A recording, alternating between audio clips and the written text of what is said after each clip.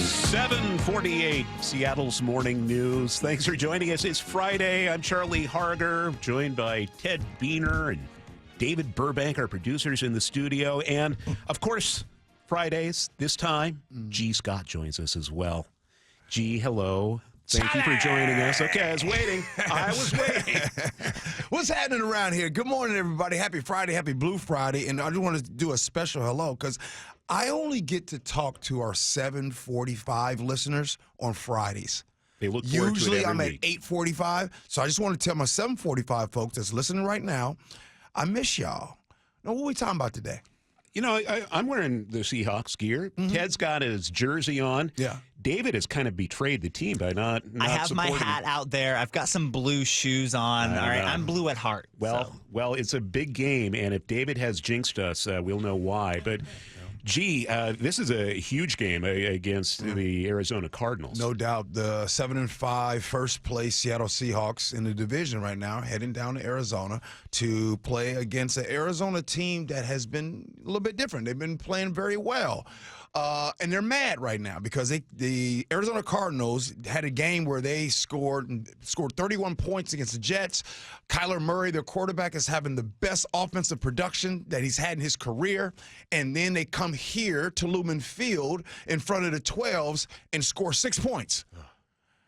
So now they mad. You know what I mean? So they down there. They waiting for the Seahawks to get on down there. And this is a huge game for it to happen. Let me tell you how big it is.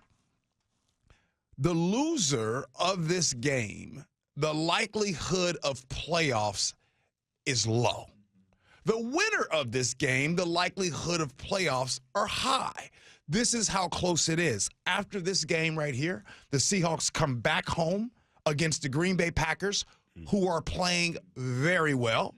And then they go on the road to the Vikings, who are playing very well. So the reason why it is important for the Seahawks to win this game, because the Seahawks need to win this division. Because if you don't win this division, you're probably not going to the playoffs because of so many tough teams in the NFC that will get that wild card. The NFC North has the Detroit Lions, the Green Bay Packers, and the Minnesota Vikings. You have all three of them with really good records. So we got to hold on to the ball. Can't have any fumbling. Let's just talk about what the Seahawks are doing to address that. It's funny. You know what?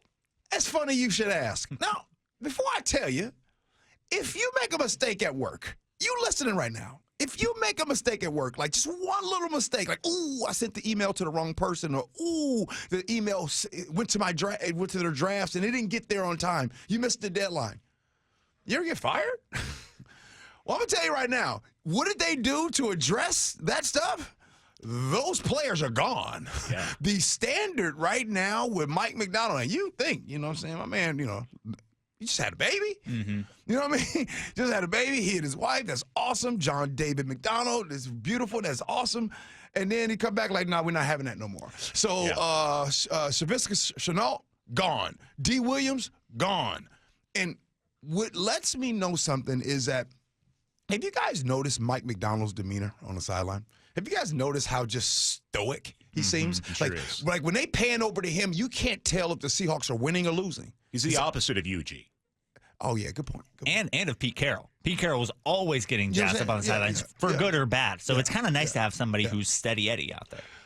The reason why I bring that up is that people that show emotion, show the emotion on their sleeve like us, like this, we're like, oh, okay, well, we'll give you another chance. We'll give them another chance. People that are stoic and just got that look, they usually play no games. Yeah. There's a standard that's happening over there with the Seattle Seahawks, and we saw it.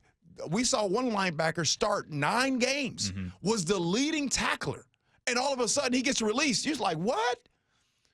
There's a standard that's happening over there, and I kind of like it. And if you're 12, you got to like what's going on. They're basically saying, if you can play football, you can stay.